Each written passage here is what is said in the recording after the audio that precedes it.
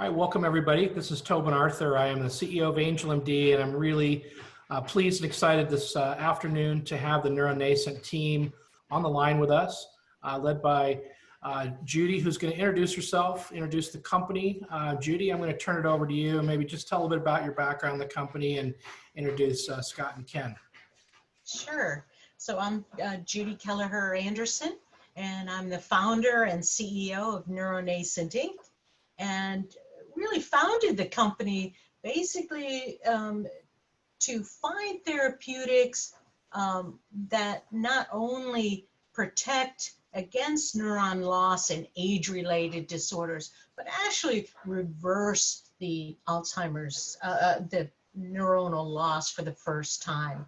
We've been trying neuroprotective agents actually for decades now for indications such as Alzheimer's disease, Parkinson's disease. And we needed to really try something completely new. And that was actually, we can reverse the deficit by producing new neurons in the brain, in specific regions of the brain where there are neural stem cells, even in an aged individual. And so our therapeutic, our lead therapeutic that's now in the clinic is actually does just that. So it's producing new neurons in the hippocampus so that we can reverse deficits. And I'd like to introduce Ken Narducci, who is our Chief Operating Officer at NeuroNascent, and also Dr. Scott Turner, who is our clinician that is helping in our phase 1 trial of our therapeutic NNI 362. And Scott has been in the field working on Alzheimer's therapies for a number of years now, including some of his own. So maybe Scott can start. Okay, sure. I'm a neurologist at Georgetown University. I've been involved with Alzheimer's disease clinical trials for about 20 years now. We've moved more from dementia trials to the precursor stage, the mild cognitive impairment, and also starting to do prevention trials for normal, healthy, older people who are at risk for Alzheimer's. I started working with Judy because Judy used to be a neighbor of mine before she moved to California, and we started collaborating, and it was a very interesting and exciting project and an exciting compound because it's highly innovative and somewhat unique in its mechanism of action, and also could potentially be applied to a lot of disorders and diseases, not just Alzheimer's disease, but Parkinson's disease and other dementias, as well as potentially preserving cognition in normal, healthy, older individuals who do lose some memory with aging. Aging, of course, is not a disease yet. So we have to focus on Alzheimer's and Parkinson's first. But I got attracted to this because it's highly innovative and unique. The clinical trials that I've been working on in the last 20 years are focused primarily on targeting the amyloid and tangles in the brain that we think is causing Alzheimer's disease. So, and I think ultimately we will end up with a sort of cocktail approach similar to what has been done with HIV, where we treat with more than one drug and more than one target. So for example, we may end up with an anti-amyloid agent, an anti-tau agent, as well as a compound to promote neuronal survival and neurogenesis as another treatment option. I can also say that there's a huge unmet need for new therapeutics for Alzheimer's disease. We have not had a new drug approved by the FDA since 2003. Which means that we've been really struggling with our clinical trials in trying to find the right target. So I think the next Alzheimer's drug which will be approved will definitely be a blockbuster, meaning more than $1 billion in sales based on the huge unmet medical need. I'll let Ken have a few words. Thank you, Scott. Thank you, Judy. I've been in drug development for several decades. And what attracted me to this company is the novel approach that was taken to the drug development. It's not novel in terms of general drug development, but it's not been very actively applied in the neurology field. And it's a little complicated to talk about in this forum, but it seemed to me to be the best way to get at a drug that could affect the cognition in the brain by looking at how the brain loses its ability to generate neurons as a function of aging, and then trying to not only halt that, but reverse that and create new neurons where the brain is incapable of doing it. As we age, we don't make as many neurons as we used to. And if you begin to lose neurons, you begin to lose cognition. And if you have a neurodegenerative disease, it gets even worse. So a drug that generates new neurons and makes them into what we call functional neurons, things that actually work in the brain, and they're in the right spot, you can get the reversal of cognition loss. And that's been demonstrated in animals. So this is, to me, a very exciting project that needs exciting support. I'm working with the company on a very limited financial basis because I believe in the story. I believe that this will be a breakthrough technology for the treatment of neurodegenerative diseases. Judy's done a lot of innovative work and preclinical work in mouse models of Alzheimer's disease and Parkinson's disease, Down syndrome and normal aging, and particularly in mouse and rat models. And I became involved when we started going to the human studies. And we now have a lead compound called NNI-362 in a phase 1 human study. Phase 1 is designed primarily to test safety and to find the right dosage. And this is in progress as we speak. It's been slowed down somewhat by the COVID-19 epidemic, but we are continuing to collect data on healthy, normal individuals with the lead compound, and so far seems to show promising results. I'd also add one other thing that Judy has done, and that is to get support from the National Institutes of Health for her research. And the big breakthrough in that was that when the National Institute of Aging gave her an R01 grant, which is several $1 million to do the work that was necessary to get the FDA to approve starting a clinical trial. And they also paid for the clinical trial. And that's a significant validation of this technology when the National Institutes of Health commits millions of dollars to support it. So that means that the study has been through pretty rigorous peer review at the NIH by a committee. And the peers and the field seems to think that this is a very novel and exciting approach and worthy of NIH funding. And I also might add that the NIA has been very supportive of some of these other technologies that Scott mentioned as being applicable to the treatment of Alzheimer's, but they've been frustrated by the lack of progress. As he mentioned, it's been a long time since there's been an Alzheimer's drug approved, although there have been many attempts to get a drug approved. And so this approach from NeuroNascent is a novel approach that overcomes some of those barriers to drug development, and it's a very promising approach. It's a huge validation coming from both of you and kind of the things you're saying. You know, Judy, I'd love to just get a little more thought on two things. Number one, I'm curious, maybe go back a little bit. How did you come by this compound? Like, what was the origins of this? Scott mentioned you started, sounds like back on the East Coast and ultimately ended up west. But then also talk a little bit about the progression. So where you are now, you know, what does the next year look like for you as we come out of COVID, and maybe tie that to capital needs? Absolutely. So I think Ken started to talk about how the process came about. So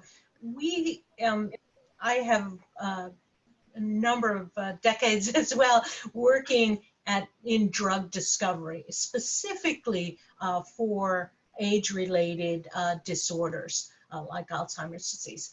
And what we had been doing previously is defining the target first. So in other words, we're saying, as Scott mentioned, we say, okay, we need something to limit beta amyloid or tau.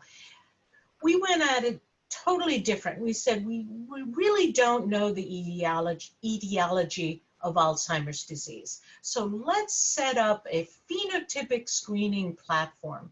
And what this means is we don't know the target, we know a function we want to see. That function is actually neuron regeneration. We know we want neuron regeneration.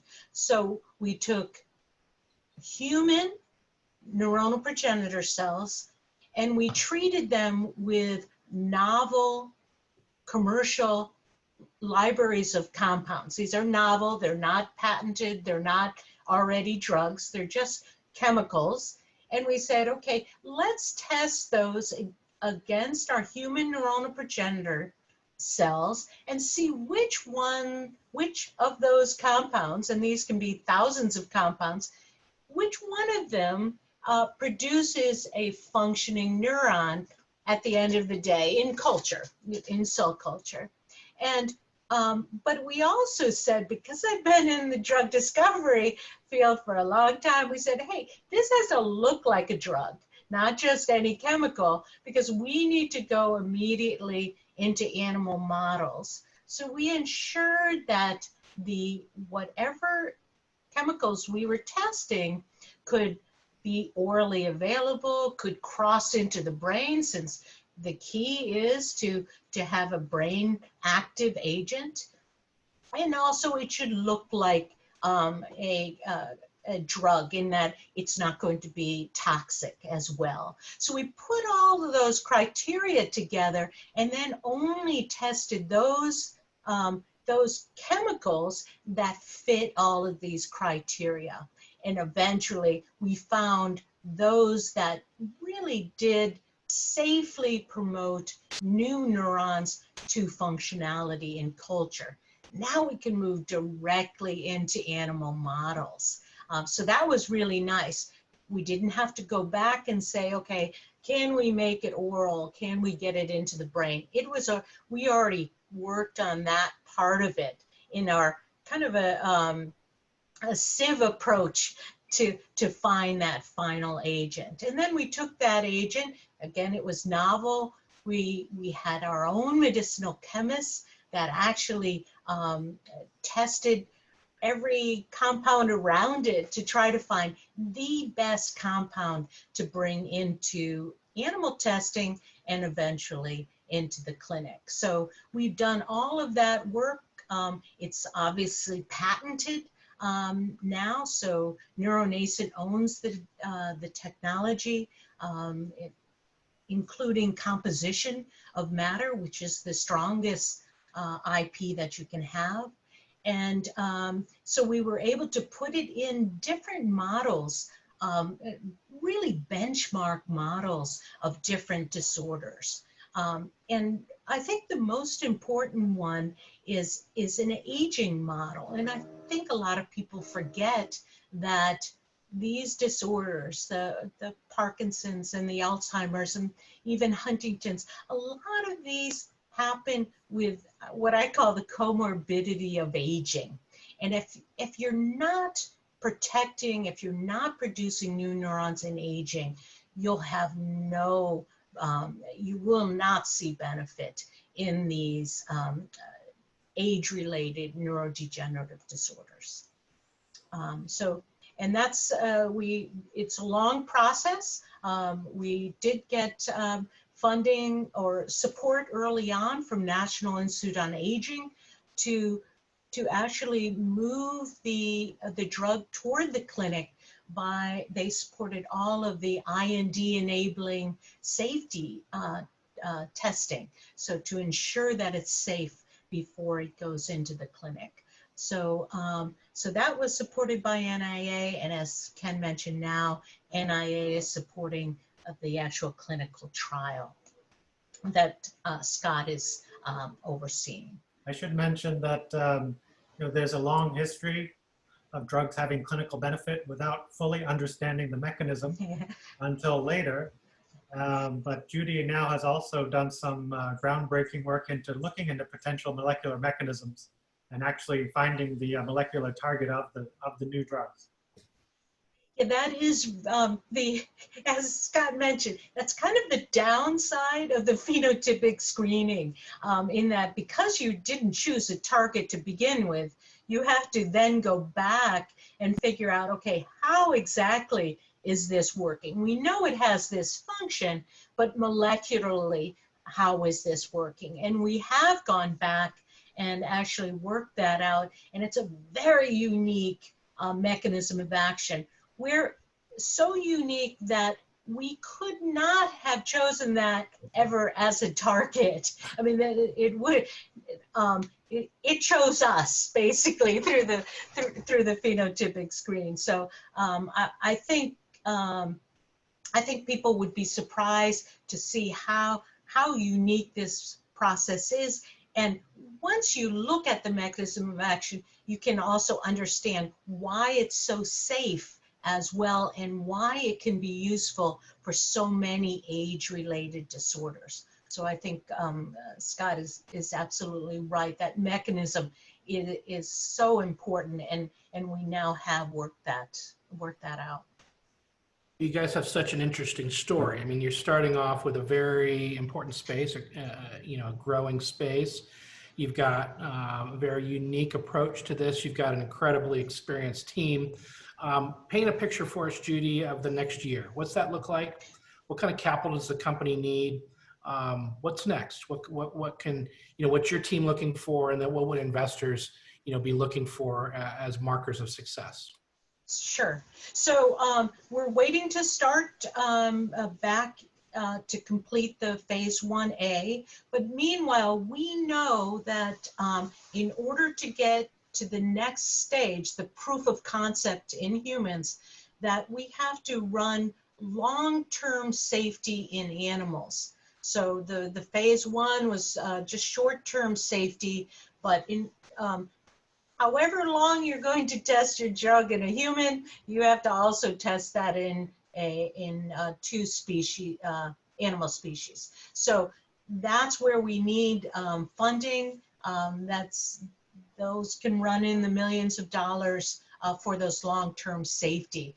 The sooner we can get those started, the quicker we're ready for the phase 2. We don't have any safety issues to date with the phase 1. So again, what will hold us up are those long-term safety in what we call non-clinical safety. That is in the range of about $3 million there. And then we can really move into the phase 2 fairly quickly after that, once we get the, again, IND approval from the FDA. And that will take, we calculated, in the range of about $6 to $8 million. And what's the timeline on that animal safety? You mentioned longer term, but what's that look like? So those are, so the rodent is about 6 months. A dog, we'd like to actually do a 6 month, but continue to the 9 months. So the sooner we can get that funding, obviously, the sooner we can move forward. We hope to have the phase 1 completed this year, of course. So there is a possibility, if we can receive the funding and move forward with the safety, there's no reason we couldn't be looking at a start of the phase 2 in 2021. Fantastic. And so just to distill that down, if I heard correctly, roughly $3 million to get through the animal safety, another, let's just call it up to 10 through phase 2. And the phase 2 is in 2021. Roughly timelines, what do people expect in phase 2? Is that a year process? It can be longer than that, I think. Okay. Scott, how do you feel for Yeah, so at the end of the phase 1 and all the animal tox studies, we will have shown safety of the compound in 2 species in addition to humans. We will have chosen 1 or 2 doses that we think will be effective in the human population, and then we would design the phase 2 study, seek funding for the phase 2, and launch the phase 2. This would be roughly a 6 to 12 months treatment study versus placebo in people with the targeted disease, which would be Alzheimer's disease in my case. And then at the end of the phase 2, we will have shown greater safety and some evidence of efficacy in a human study at the end of the phase 2 study, which would take about a year to complete. And then we would move on from there. Great, great story, great space. I really appreciate all 3 of you. Wonderful to meet you. I appreciate you spending time on a Friday afternoon. Yeah. We're looking forward to exposing the company and getting a broader message out there. I think it's a message that needs to be told. Love the, the experience of this team to drive this. So again, thank you, and we'll have plenty more to come.